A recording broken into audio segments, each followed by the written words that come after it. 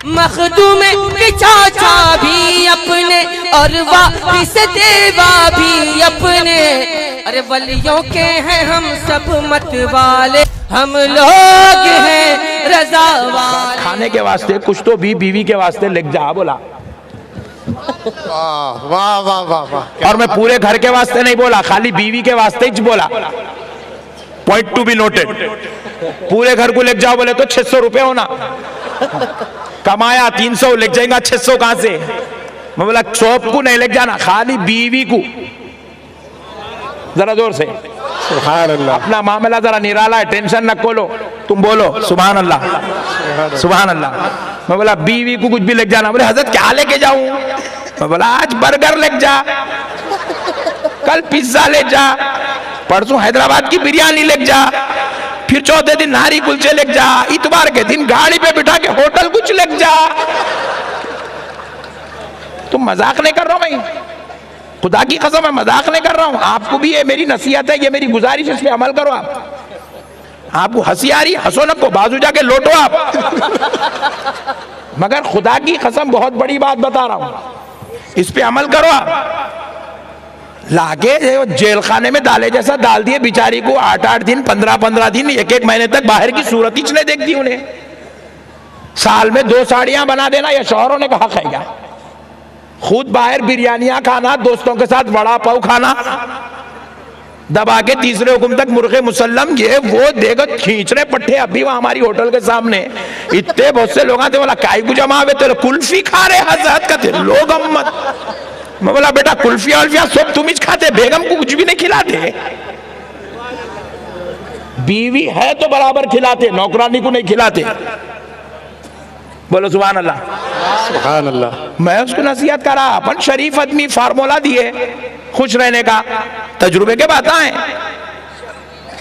उन्हें क्या करा बेचारा, जाते जाते हमारे हैदराबाद में क्या होता, वो एक बर्गर को 1 पैक बनता, तो 2 पैक बना लिया, एक अपने वास्ते एक बेगम के वास्ते। 2 बर्गर लेके घर को पहुंचा, जाया जबरदस्त, बेगम भी खुश हो गई। अरे अल्लाह अच्छा रखो, कितना अच्छा शौहर दिया। आते आते बेचारा मेरे वास्ते बर्गर लाया। वो एक 25-30 रुपए 50 रुपए का बर्गर दिन भर की पूरी थकन उतार के फेंक देता। सुभान अल्लाह बोलो जी सुभान अल्लाह। अब हुआ क्या, बेचारा बर्गर खा लिया, बेगम को भी खिलाया, डब्बे लेके जाके डस्टबिन में डाला, दरवाजे के बाहर डस्टबिन में डाला, सो गया। सुबह उठे फजर की नमाज के बाद बहन जो है घर झाड़ के करके पूरा कचरा उठा के डस्टबिन में डालने आई। बहन जैसे ही कचरा डालने डस्टबिन का ढक्कन उठाई तो बर्गर के डब्बे। पुकारी अम्मी जल्दी आओ, ऐसा पुकारी जैसे बमा निकले अंदर। अम्मा परेशान होके भाग के, क्या हुआ बेटा? बोले देखो अम्मा ये बर्गर के डब्बे भैया लाया, भाभी के साथ खाया। अम्मा रोना शुरू कर दी, मेरा बेटा बदल गया, मेरा बेटा चेंज हो गया, मेरा बेटा बदल गया, मेरा बेटा। लोग अम्मत, बर्गर खाना भी अजाब है आज की दुनिया में।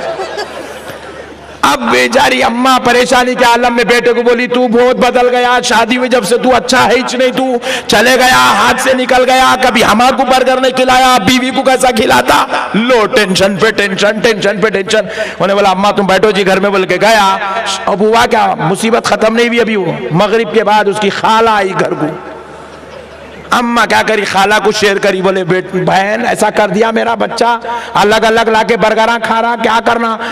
आपा तेरे बच्चे के पेट में दवा है, उसकी सांस डाल दी होंगी। बोले लोग अम्मा, अभी बर्गर ही हजम नहीं हुआ, दवा भी आ गई बीच में। अब दोनों बहना मिलके पकड़ के दूसरे दिन उसको मजबूर करके एक बाबा करने लग गए, नींबू पीर। आपको बहुत दूर से ला रहा हूं मैं, आप समझ रहे कहां का किस्सा सुना रहे हजरत, हो रहे सो चल रहे सो वाकयात है। नींबू पीर करने लाए, नींबू पीर को लाके इन्हें सुना दी बुढ़ी पूरा, साहेब इसकी सांस दवा डाल दी, इन्हें बदल गया साहेब, चेंज हो गया। बोला फुकट में गिराक मिल रहा, कहीं को छोड़ो। उन्हें बोला दवा निकालता हूं 5000 रुपए होते, लोग अम्मत फुकट का गिराक है। और आज के जमाने में सबसे आसान बिजनेस क्या है मालूम? आमिल बन जाना, विदाउट इन्वेस्टमेंट बिजनेस है ये। हर बिजनेस में इन्वेस्टमेंट होना, हर बिजनेस में कायनात के। ये जो नींबुआ काटने का बिजनेस है, नारेला फोड़ने का, विदाउट इन्वेस्टमेंट है। खाली पर्दे के ऊपर लिख के लगा दे तो किस्सा खत्म, लोग आना शुरू हो जाते हैं। प्यारे बुजुर्ग और दोस्तों, अब आ गए बोले 5000। परेशान हो गई, बोले साहब दवा है पेट में, हाय निकालना पड़ता 5000। साहब कुछ तो भी कम करो, 5000 होते। बोले जान दो भाई, गए तो गए 5000, दवा निकल गई तो बस मेरा बच्चा बदल जाता। साहब दे क्यों 5000? बोले कल आते वक्त ला लो, 5 नींबू लाओ साथ में। लेके आई 5000, 5 नींबू। होने बोला अम्मा क्या दीवाने कामा कर रहे, पागल हो गए तुम, बर्गर खाए तो इतना बड़ा अजाब। बोले नहीं बेटे तू ठहर। बोले ठहर, मजबूर कर दी। बोले 5 नींबू वाले का पकड़ के यूं आज सामने से उतारा। यकीन मानो साहब, ऐसे ऐसे लोग नींबू उतार रहे हैं, इसकी नडली भी मत दिए ना, सूरह फातिहा नहीं पढ़ सकता उन्हें। ऐसे लोग अमलियात कर रहे हैं मेरे भाई। अल्लाह अकबर। नडली मते भी तो नहीं निकलता अंदर से, हल्लक में से आवाज नहीं आती उसके। इतने थर्ड क्लास निकले हुए लोग आज आमेला बन के बैठे हुए हैं। प्यारे बुजुर्गों और दोस्तों, बोले सामने से एक नींबू, बाजू से एक, आजू से एक, पीछे से एक उतार दिया। अब अम्मा परेशान है, एक नींबू बचा, करते हैं क्या? छुरी मंगाया, दादा काटा, काट के बोला बाबू शर्ट उठा। उन्हें परेशान होगा, ये क्या कर दे रहा रे बड़े भाई, एक बर्गर खाया इतनी बड़ी पनिशमेंट, शर्ट ही उठाने लगा रहा। शर्ट उठाते कि उसके पेट पे डाल के नींबू यूं यूं यूं यूं करके पेट पे फिराया, फिर आके यूं हटा के नींबू पूरा काला हो गया। देखिए अम्मा दवा निकल गई, दवा है वो, पेट पे का मैले रहे होले वो। याद रखो ये अल्लाह की तरफ से एक अजाब है, ये रहमत खुदाबंदी से दूर होने की निशानी है। ये किन लोगों को नसीब होता है? ये आमिलों की जरूरत उनको पड़ती है जिनको गौसे आजम की मोहब्बत नसीब नहीं होती है। अरे जो गौस का दीवाना बन जाए, जिसकी जुबानों पर अल मदद या गौसे आजम का तराना होता है, जो अगली या शेख अब्दुल कादिर जीलानी कहता है, अल मदद या हजरत सैयद शेख अब्दुल कादिर जीलानी की सदाएं लगाता है, जो अपने घर के ऊपर गौसे आजम का झंडा लगाता है, जो घर के अंदर गौस की 11वीं करता है, उसे नींबुओं नारेलों की जरूरत नहीं पड़ती। वो आवाज देता है तो बगदाद वाला आका उसकी मदद के लिए तशरीफ लाता।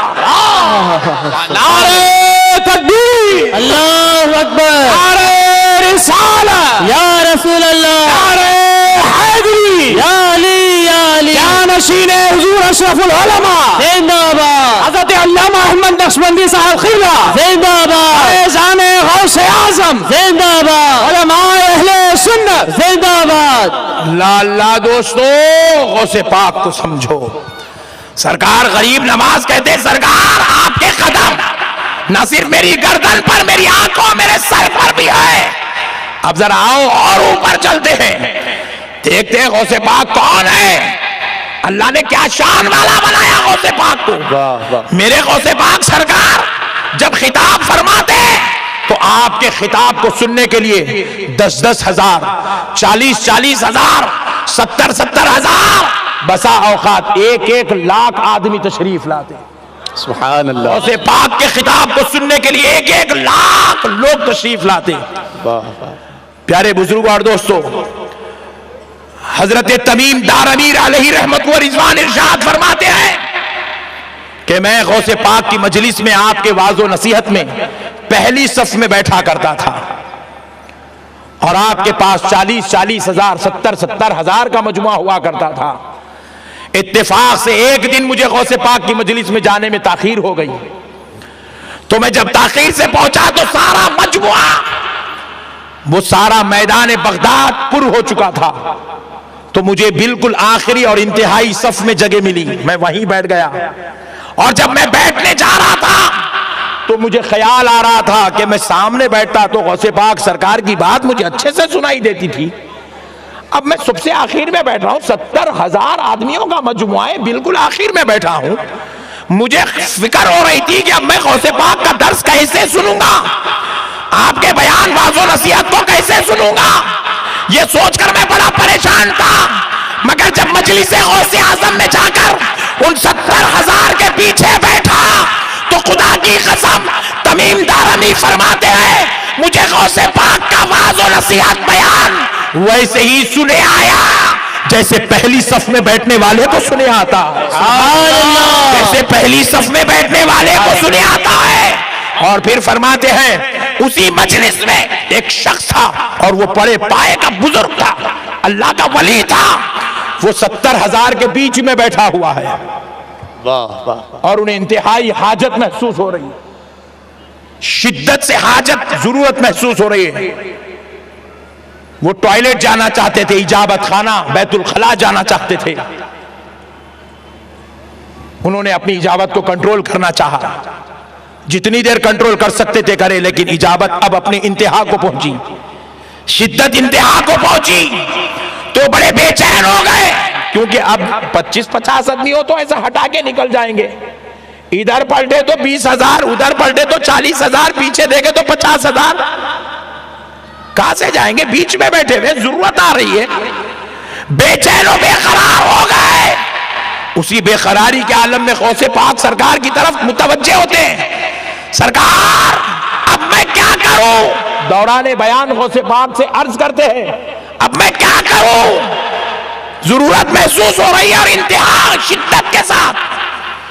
गौसे पाक सरकार, हालांकि उन्होंने आवाज नहीं दी, बस खाली अंदर आपकी तबीयत में महसूस होता है गौसे पाक क्या करूं। गौसे पाक सरकार ऐसे बाजू से अपना रुमाल उठाते हैं और उनकी तरफ फेंक देते हैं, जैसे ही फेंके वो रुमाल उड़ता हुआ उनके ऊपर जाकर गिरता है, उस बुजुर्ग पर जिनको हाजत महसूस हो रही है। वो फरमाते खुदा की कसम रुमाल करीब आया, जब मुझ पर गिरने लगा तो मैं उस रुमाल के गिरने के वजह से आंख यूं बंद किया, जैसे ही बंद किया फिर मैंने जब आंख खोली तो मैं क्या महसूस करता हूं, एक जंगल में बैठा हुआ हूं, क्या बात। इधर पलट कर देखता हूं इंसान तो इंसान, चरिंद परिंद भी नजर नहीं आता। तो मुझे शिद्दत से जरूरत आ रही थी, मैंने एक कोना देखा और वहां जरूरत कर ली, जरूरत से फारिग हुआ, फिर एक जगह गया, पानी मिला, वहां से वजू भी कर लिया। वजू करके फिर मैंने सोचा कि भाई मैं कहां हूं, गौसे पाक की मजलिस में था, यहां कहां गया, अभी ख्याल कर ही रहा हूं, चेहरे पे से रुमाल हटाया तो फिर गौसे पाक की मजलिस में बैठा हुआ।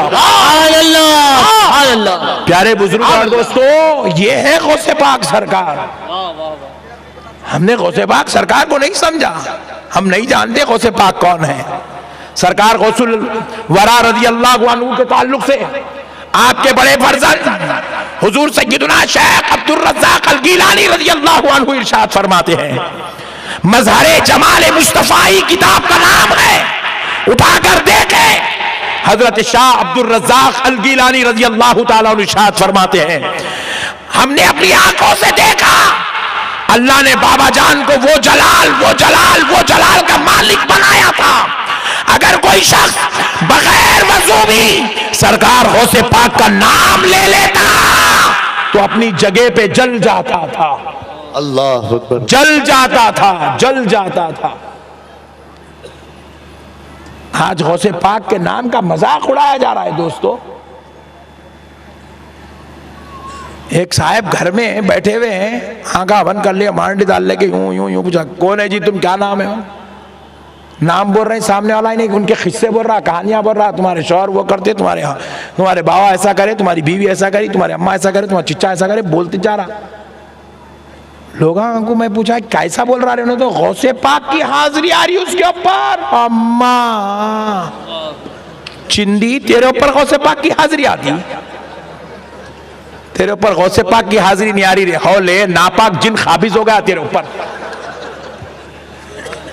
ये जिन्नात को गौसे पाक का नाम जो हाजिरी आती, कहते हाजिरी, बेटे को तहारत लेने नहीं आता, गौसे पाक की हाजिरी बोला। अल्लाह की लानत है ऐसे लोगों के ऊपर, बेशक। जो जुम्मे को जुम्मा भी सही नमाज नहीं पढ़ता, 2 रकत पढ़ के भाग जाता, उन्हें बोल रहा मेरे ऊपर गौसे पाक की हाजिरी आ रही, कहते गौसे पाक की हाजिरी।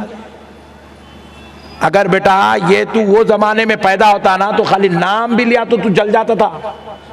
ये तो तेरा मुकद्दर है कि तू गौसे पाक का नाम लेके सलामती से बच भी रहा है। धंधे चला रहे मेरे भाई, धंधे। इतने बड़े अल्लाह के वली का नाम बेअदब गुस्ताख लोग अपना मनहूस पेट पालने के लिए इस्तेमाल कर रहे हैं दोस्तों। अल्लाह अकबर। अल्लाह के वास्ते ऐसे जालिमों की बातों में आकर अपनी आखिरत को बर्बाद मत करो।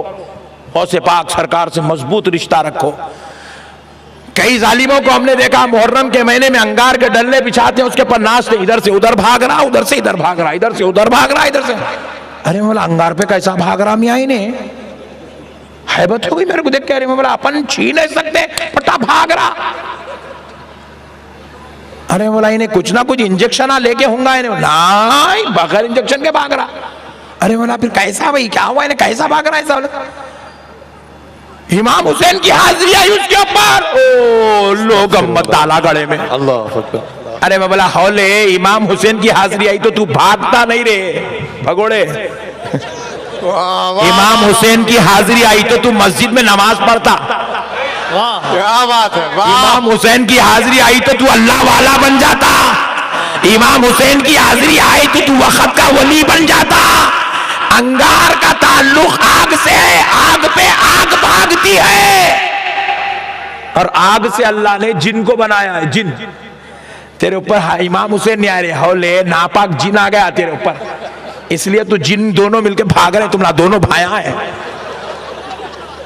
उल्लू बना रहे मेरे भाई। और ऐसे चिचोरे पने के कामा करके बोल रहे ये सुन्नियत है, अहले सुन्नत है। अल्लाह की लानत है ऐसे लोगों पर जो आज अहले सुन्नत को बदनाम कर रहे हैं मेरे भाई। ये बाजू वाले चिचोरे क्या कर रहे हैं, ऐसी चीजों के फोटो लेके, ये देखो भाई अहले सुन्नत, ऐसे रहते यार, हौलों को हौला बना के छोड़ दे रहे मेरे भाई। भोले भाले बच्चे बुरे, अरे आओ भाई अल्लाह बहुत खतरनाक है बोल के निकल के चले आ रहे हैं। अल्लाह के वास्ते मेरे भाइयों ऐसे लोगों की ताईद मत करो, ये अहले सुन्नत को कमजोर करने वाले अमल है। आप बोलेंगे मौलाना फिर मेरे को मुसीबत आई, टेंशन आई तो क्या करूं? अरे दीवाने, तेरी टेंशन तेरी मुसीबत को देख के अल्लाह गौसे पाक को पैदा करे। सुभान अल्लाह, सुभान अल्लाह। तेरे घर के तकलीफों को देखा अल्लाह ने तो गरीब नवाज को पैदा किया है। तेरे मुसीबतों को अल्लाह ने देखा तो हजरत मखदूम माहिमी को पैदा किया है।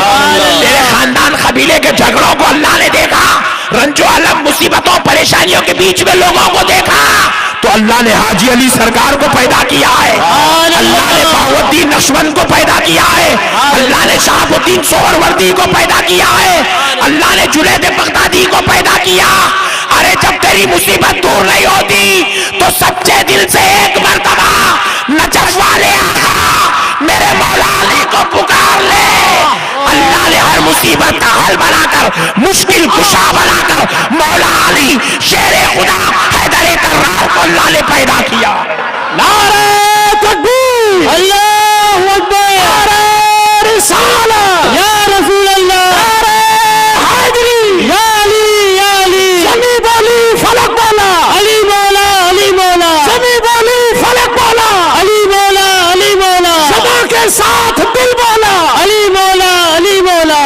दोस्तों जिसके पास अली होते हैं, जिसके पास मौला हुसैन होते हैं, जिसके दिल में मौला हसन रहते हैं, अरे जिसके पास मेरे आका की बेटी सैयदा तैयबा ताहिरा फातिमा ज़हरा होती है, उसे मुसीबत नहीं आती बल्कि मुसीबत उसको देखकर भाग जाती है। सुभान अल्लाह, सुभान अल्लाह। वो मुसीबत वाला नहीं बल्कि वो रद्दे बला बन जाता है, वो रद्दे बला बन जाता है। वो जिधर से गुजरता है मुसीबत उसको देखकर गुजर जाती है। अरे तुम ऐसे आखाओं के मानने वाले हो दीवानों, तुम ये नारेल वालों के पीछे क्या फिर रहे हो, ये लींबू वालों के पीछे क्या फिर रहे हो? तुम कैसे आखाओं के गुलाम हो, तुम कैसे आखाओं के नाम लेवा हो? एक बार सच्चे दिल से पुकार के तो देखो। ऐसे पाक तशरीफ लाते हैं। आपको मालूम है 11वीं क्यों करते हैं? बोलूं? जी करोगे? कौन कौन नहीं करेंगे हाथ उठाओ।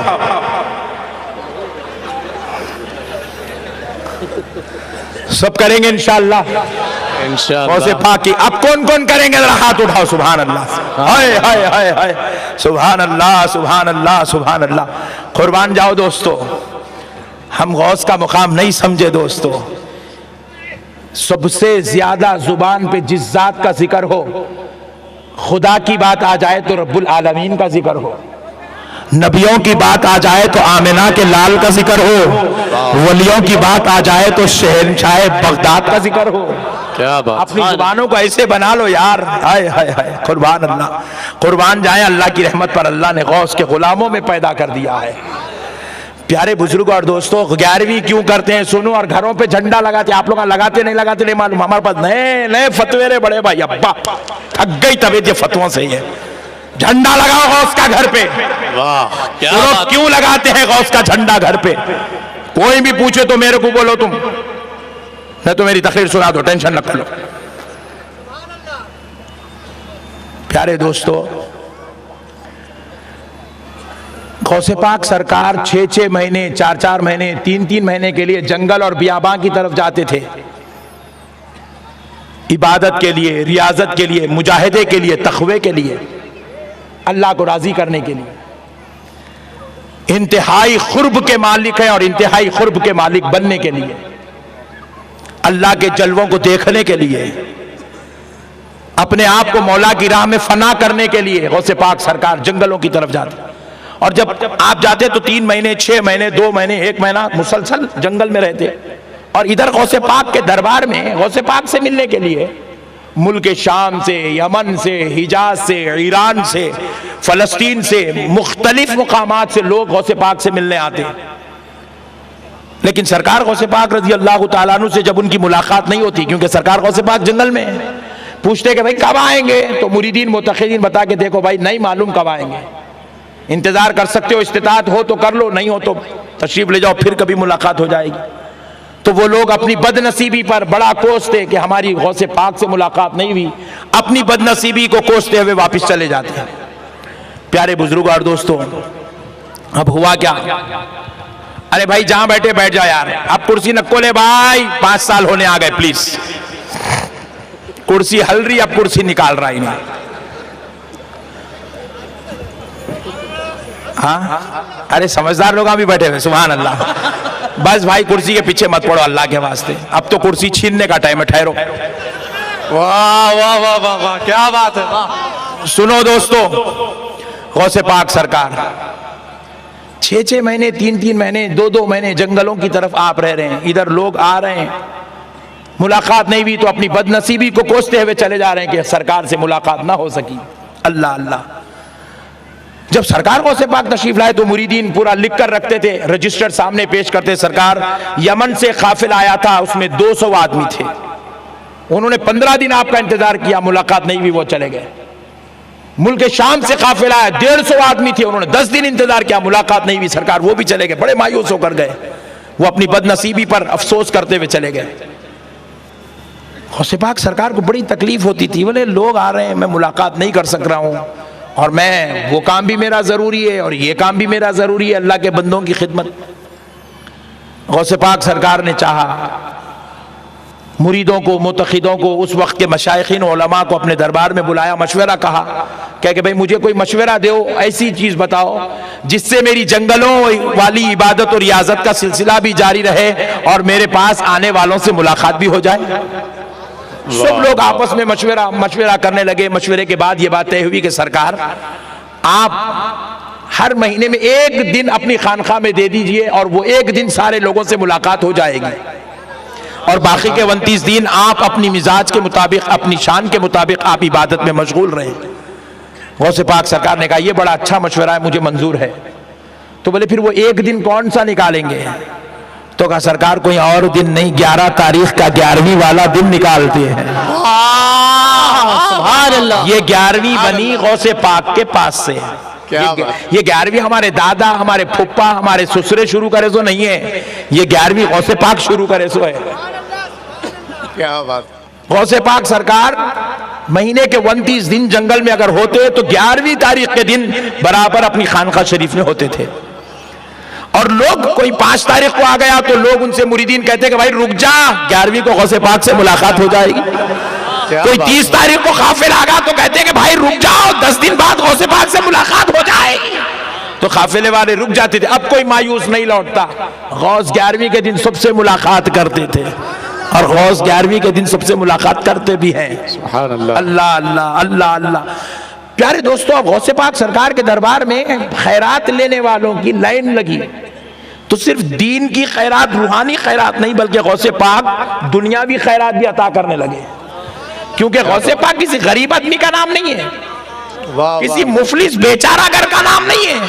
गौसे पाक अपने वक्त के सबसे बड़े बिजनेसमैन, सबसे बड़े मिलियनर, रईस और बिलियनर का नाम गौसे पाक है। सुभान अल्लाह। मेरे गौसे पाक इतने बड़े अमीर, इतना बड़े पैसे वाले थे, आप जो लिबास पहनते थे उस वक्त का बादशाह भी उतना कीमती लिबास नहीं पहनता था। वाह वाह वाह वाह। इसीलिए तो चोर जुब्बे को देखा तो नजर खराब हो गई थी पट्टे की, नियत खराब हो गई। बाबा इतना महंगा जुब्बा, मारे तो 4 महीने तक खाता बोल के सोचा था। गौसे पाक के पीछे आया तो गौस बोले तू मेरे दर पे आ गया, और मेरे दर की ये शान है, आने वाला गुनहगार आता मगर जाता गुनहगार नहीं।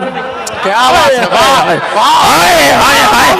दरे गौस पे गुनहगार आता तो है मगर जाता गुनहगार नहीं है।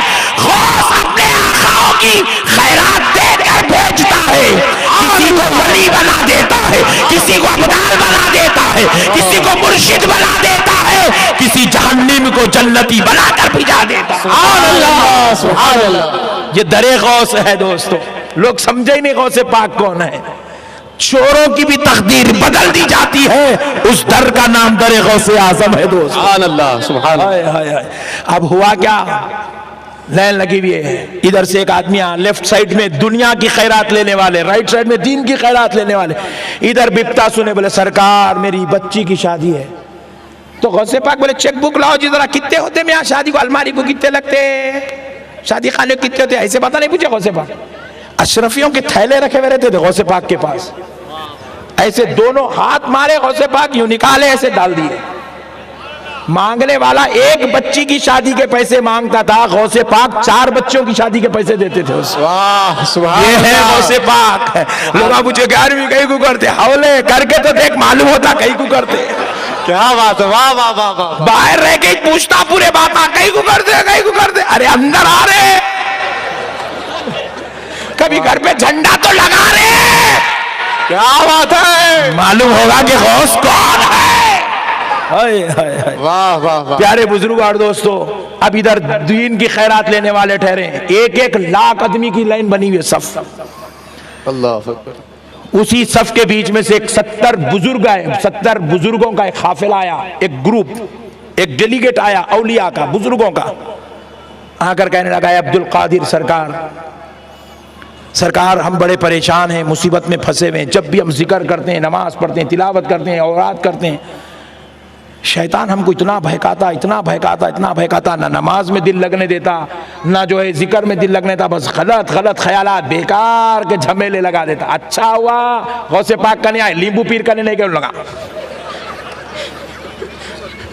गौसे पाक सरकार जैसे ही बिपता सुने मुस्कुराए मेरे आका, अल्लाह अल्लाह, हाय हाय हाय। गौसे पाक सरकार मुस्कुराए, सुभान अल्लाह। मुस्कुराकर उनको बताए, क्या बताए, एक गंडा लिखो, एक पलीदा लिखो, जलाओ। और आजकल नया ही निकला भाई, कुछ भी मुसीबत सुनाए तो पट्ठा लिख रहा, और लिखने नहीं आता, कुछ तो यूं आड़े टेढ़े लकीरा मार रहा, आड़े टेढ़े लकीरा मार रहा, मार के यूं फोल्ड करके दे रहा, ऐसा लंबा पलीदा लिख जाके घर में जलाना कहते, जला के घूर के देखना कहते, उसको देखे तो अंदर है सो निकलता कहते, क्या हौला बना रहा पट्टे, बाबा बाबा बाबा बाबा, उल्लू बनाने की मशीन फिट करे बैठे हैं पूरे हमारे। तीखी ना नजर कोई डाले, हम लोग हैं रज़ा वाले।